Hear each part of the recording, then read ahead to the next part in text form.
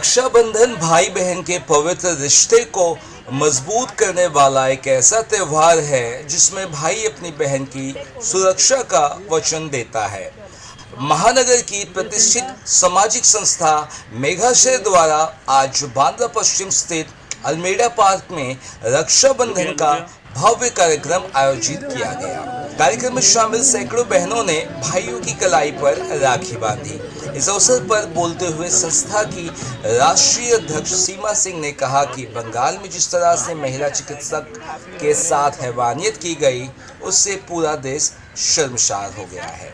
उन्होंने कहा कि रक्षाबंधन के साथ देश के सभी भाई अपनी बहनों की सुरक्षा करने का संकल्प लें ताकि देश की सभी बहन बेटियां सुरक्षित रह सके। आज हम लोग सब रक्षाबंधन मनाने के लिए यहाँ इकट्ठा हुए हैं।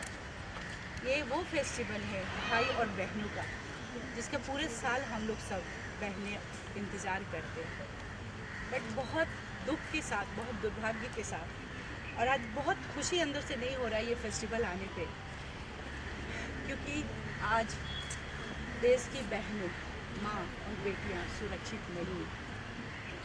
आज हम लोग यहाँ इकट्ठा हुए हैं फेस्टिवल सेलिब्रेट करने, बट अंदर कहीं एक डर की भावना है, एक दुख की भावना है, एक दर्द की भावना है। इस साल हम राखी अपने देश के जितने भी भाई हैं, पिता हैं, सबसे आग्रह करते हैं कि ये राखी आप गिफ्ट में, उपहार में कुछ भी उपहार ना दें, अपनी बहनों को एक प्रॉमिस करें सुरक्षा देने की, सुरक्षित रखने की।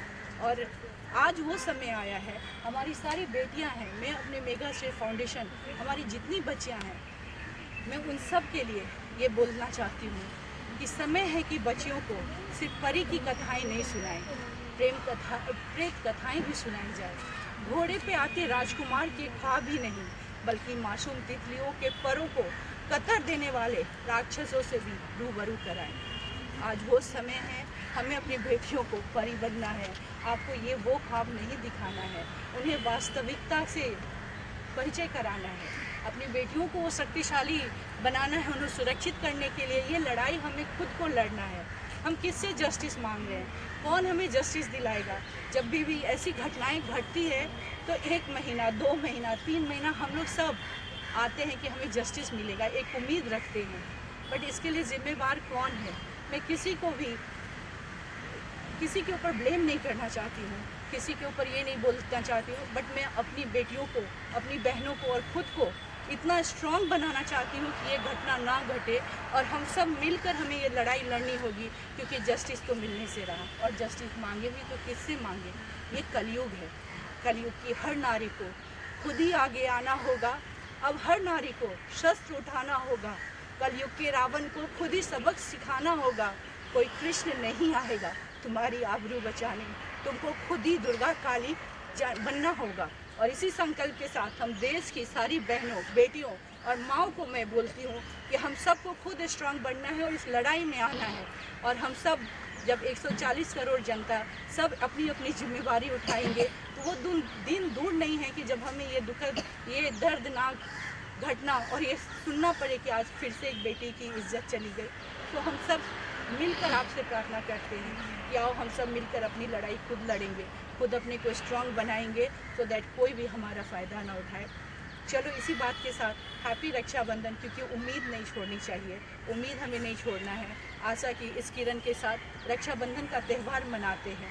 बट हर भाई से यही मैं प्रार्थना करती हूँ कि आपसे हमें उपहार नहीं चाहिए, हमें आपसे सुरक्षा का वचन चाहिए, जो आप तो दे ही सकते हैं। Happy Rakshabandhan. I would like to ask a question.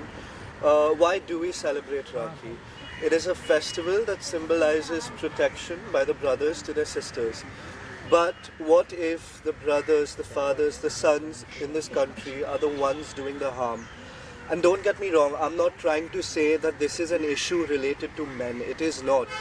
There are women in this country who too frame innocent men. But why is it that only a certain section of human beings are treated as inhuman? A saddening part about this country that I would like to speak is that we often look at cases of rape as political propagandas in the context of religion. We make it about Christians, Hindus, and particularly target the Muslims in this country, but that shouldn't be the case. I find it ironic that we as a nation do that, because if you look at the laws of the Islamic countries such as Afghanistan, the punishment for rape is being shot in the head 4 times, whereas in Saudi Arabia they simply behead you. So we shouldn't look at this from the lens of a religious concept. Another thing that I would like to say, and I would like to urge everyone who watches this, is to not make this, it's good that everyone's speaking about it and it's being highlighted in the media, but it shouldn't be something that eventually dies down in 2 months. There are many incidents that happen in this country that get spoken about because it's trending for like a period of 1 to 2 months, and then it simply dies down like it never happens. So my only request to everyone is to speak up as much as you can, because every single person's voice matters. Thank you.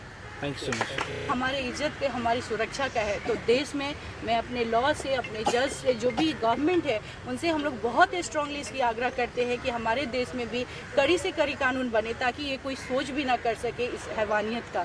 तो देश में वो वक्त आ गया है जब हमारे देश के लॉ को चेंज करने का टाइम आ गया है, और हम सब की यही मांग होगी। तो क्या लगता है इसको लेकर जो पॉलिटिक्स चल रही है वो कितनी गलत है? क्या लगता है सही दिशा में कदम उठना चाहिए और जल्द से जल्द फैसला होना चाहिए? पॉलिटिक्स पॉलिटिकल लोगों का काम है पॉलिटिक्स करना हर मुद्दे पे, पर ये वक्त पॉलिटिक्स का नहीं है।